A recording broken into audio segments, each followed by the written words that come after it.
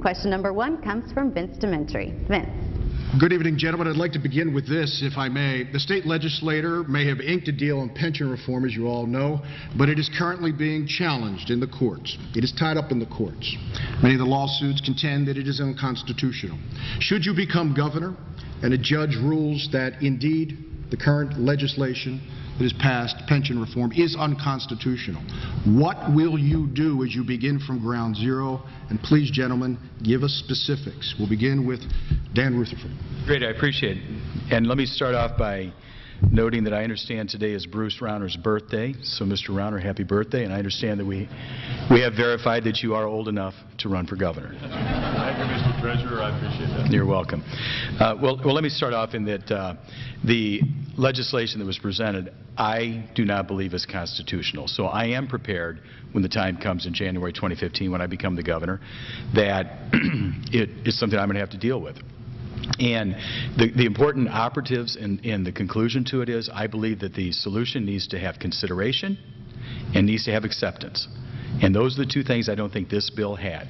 The other thing is I understand that there's a great deal of a number of parties interested and involved in this, as they should be. What I intend to do as the governor is bring all interested parties to the table, whether it be the AFSCME union, the SEIU, the IEA, the IFT, and all of those, as well as the business groups, and put everything on the table. Everything from COLA to retirement age to health care, all of the things that are important to conclude and not negotiate this in the hot searing spotlight of the public. I think that's where a lot of negotiations come to fault, that you need to go into the room, you need to discuss it, you need to have a consensus, and before I sign it, it has to have consideration and acceptance. Mr. Dillon. Thank you, Vince. You do what I've said for a couple of years I have done as governor. To lock everyone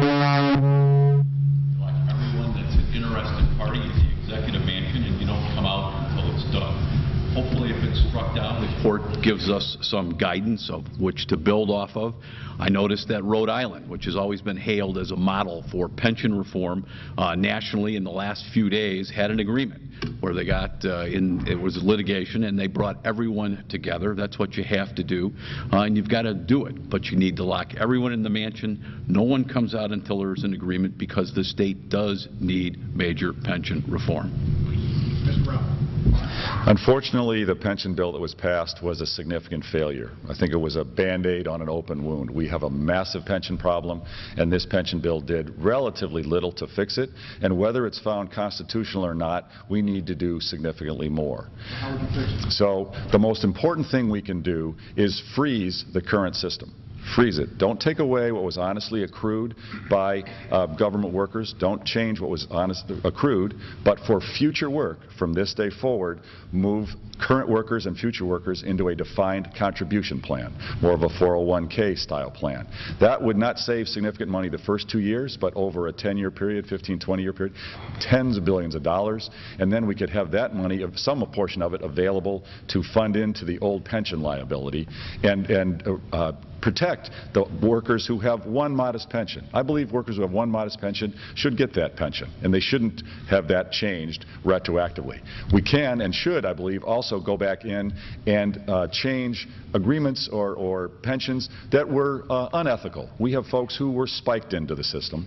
We have folks who've got 2 or 3 pensions. Some of that's legal, but most of it's not ethical. It's unfair to taxpayers and to honest government workers who have one modest pension. We should retroactively go and change those, and if we need a constitutional referendum to do so, I would advocate for that. Okay. Mr. Brady.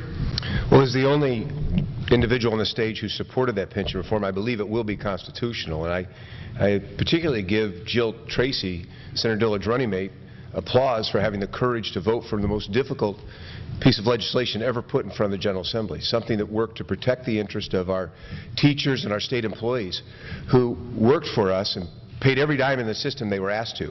But governors and legislators and people who passed budgets failed to fund the system, so we had a $100 billion liability that we had to solve. It was unsustainable. We didn't want to be like Detroit, so we came up with a system.